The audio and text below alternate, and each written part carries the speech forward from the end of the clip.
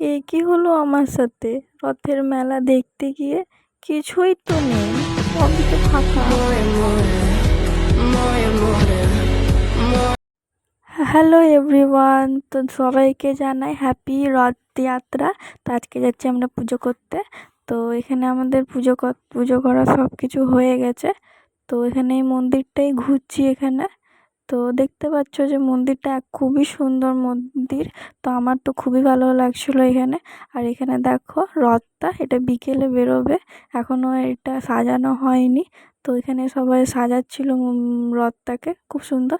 তো আমাদের পুজো টুজো করা হয়ে গেছে, তো যাচ্ছি এবার একটু রথের মেলা দেখতে। তো দেখুন যাচ্ছি, ওকে কেমন লাগছে বলবে, আমাকেও কেমন লাগছে বলবে। তো ও তো খুবই লজ্জা পায় ভিডিওতে আসতে।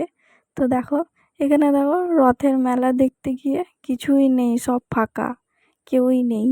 তো এখানে কিছু বসেই নি, আমার তো খুবই ভালো লাগছিল না, একদম বিরক্ত লাগছিল, কিছুই নেই। এখানে দেখো কটা, ওখানে কি আছে কি জানি, কিছু বুঝতেই পারছি না। তো এখানে কিছুই নেই মেলাটার মধ্যেই, দেখতেই পাচ্ছ। আমার তো একদমই ভালো লাগেনি মেলাটা।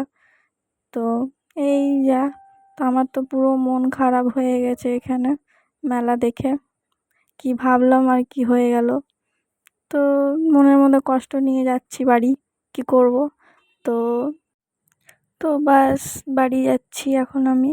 তো বিকেলেই বেরোলাম।